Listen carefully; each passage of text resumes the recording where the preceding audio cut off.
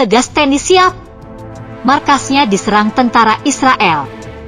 Ini klarifikasi tegas militer NKRI. Sahabat bagi media, dengan tegas militer Indonesia merespon serangan terhadap markasnya di Israel.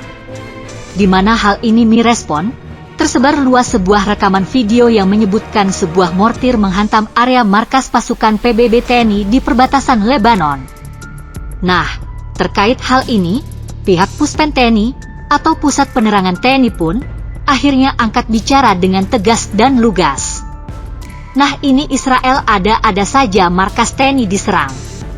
Dalam keterangannya yang diunggah di akun resmi Puspen TNI, disebutkan bahwa ternyata benda yang menghantam di markas pasukan Unifil Indonesia bukanlah mortir, namun Puspen TNI menyebutnya flare alias roket suar yang mengeluarkan api atau cahaya, yang biasanya digunakan sebagai tanda sinyal untuk suatu wilayah.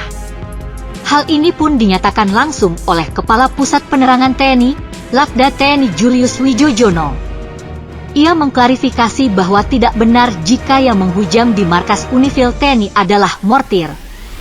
Melainkan, ujarnya, benda yang menghantam markas Unifil Indonesia adalah roket flare yang ditembakkan untuk memberikan penerangan yang dilakukan dalam rangka meminimalkan kemungkinan adanya infiltrasi. Jadi begitu ya teman-teman, mana berani Israel senggol negara kita tercinta ini. Habis kalau berani senggol. Ia mengatakan bahwa tiap malam di perbatasan, flare sering ditembakkan ke atas. Setelah cahayanya habis, kemudian jatuh dan tidak ada daya ledakan. Namun, karena flare ini terbuat dari besi, maka menimbulkan kerusakan pada benda atau permukaan yang terkena hantaman jatuhnya flare tersebut, ujar Kapuspen TNI. Selanjutnya, ia menambahkan bahwa pasukan kita dalam keadaan aman. Menurutnya, memang ada ledakan sekitar 1 km dari pos. Yang ada di berita media sosial beberapa hari ini hanyalah roket flare. Roket flare tersebut memberikan penerangan pada malam hari dari pihak lawan untuk mengukur jarak atau aktivitas di area tersebut.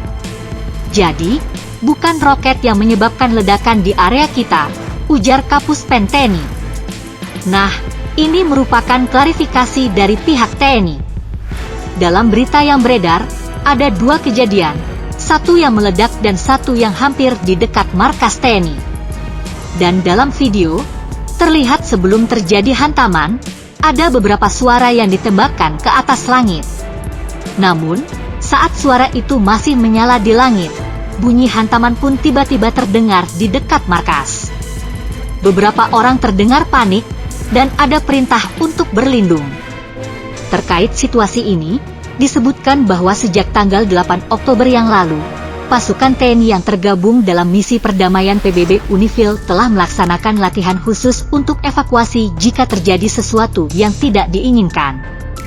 Hal ini sesuai dengan standar operasional prosedur yang sudah ditetapkan dan dilatihkan kepada setiap pasukan penjaga perdamaian PBB. Sebagai pasukan PBB, atau pasukan perdamaian, pasukan ini dikerahkan bukan untuk berperang.